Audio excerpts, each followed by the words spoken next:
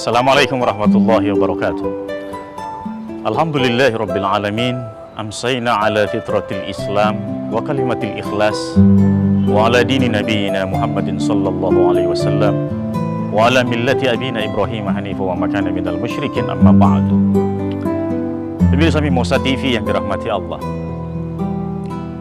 satu momentum yang patut kita syukuri bersama bahwa Allah Subhanahu wa Ta'ala memberikan satu kesempatan istimewa bagi setiap hambanya untuk meraup pahala yang begitu besar di bulan suci Ramadan. Di setiap bagian-bagian waktu yang kita lewati di bulan suci Ramadan, sungguh menjadi peluang besar bagi kita untuk meraih karunia pahala yang begitu luar biasa dari Allah Subhanahu wa Ta'ala.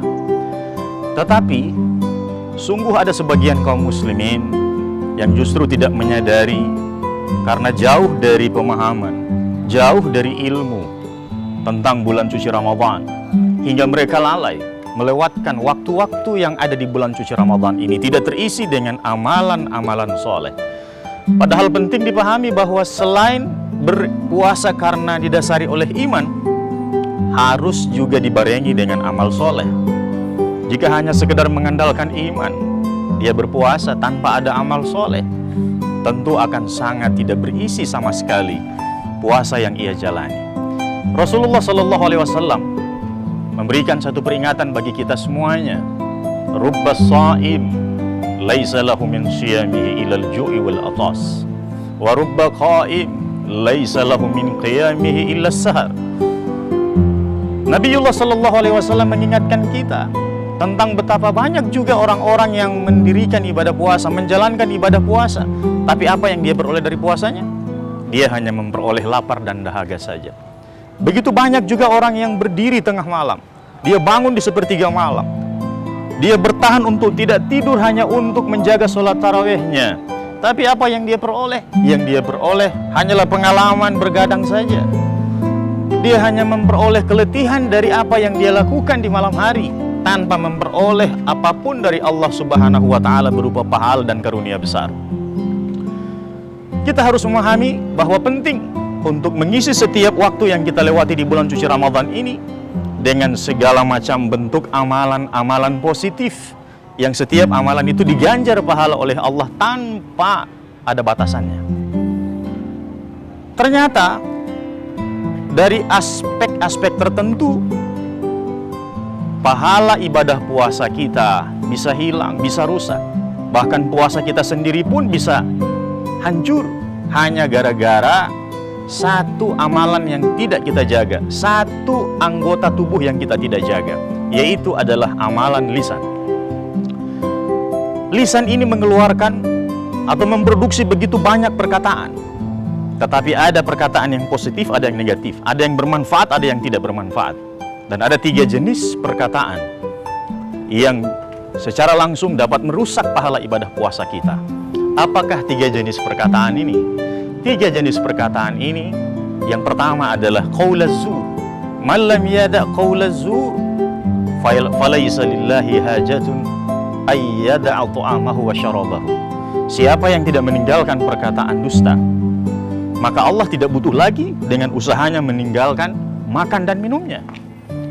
Betapa bahayanya seseorang bila kebiasaannya suka berdusta, tapi ketika masuk di bulan suci Ramadan, perkataan dusta itu tetap menjadi kesenangannya, maka apalah artinya puasa orang itu? Sungguh hindari perbuatan dusta, karena setiap perkataan-perkataan yang keluar dari lisan kita pasti akan dimintai pertanggungjawaban oleh Allah Subhanahu wa Ta'ala. Jenis perkataan yang kedua, banyak yang tidak memahami bahwa yang mereka pahami hanya sebatas meninggalkan makan dan minum saja dari puasa mereka. Padahal Nabiullah Shallallahu Alaihi Wasallam sudah mengingatkan, laisa siyam, tidak dikatakan puasa jika puasanya itu hanya minal akli wasyarab, hanya sekedar menahan diri dari tidak makan dan minum saja. Tetapi kata Nabi apa? Innamas siyam, sesungguhnya puasa itu minal rafath wal lagw, juga mempuasakan perkataan kita. Kita puasakan dari apa lisan kita? kita puasakan dari perkataan rafath. Apakah perkataan rafath ini? Yaitu kata-kata. Setiap kata yang keluar dari lisan yang mengandung kata-kata jorok, yang hanya mengandung caci maki, fitnah, celaan dan lain sebagainya. Maka hindari perkataan rafath ini agar ibadah puasa kita tidak rusak olehnya. Inilah perkataan, jenis perkataan yang kedua yang dapat merusak pahala ibadah puasa kita. Selanjutnya yang ketiga adalah laghun. Orang yang memahami betul puasa, maka dia tidak hanya sekedar menahan lapar dan dahaga saja, tetapi juga dia tidak sembarang mengeluarkan perkataan. Dia menghindarkan dirinya atau lisannya dari perkataan-perkataan yang sia-sia. Setiap kata yang keluar selalu ada manfaatnya dari orang yang berpuasa.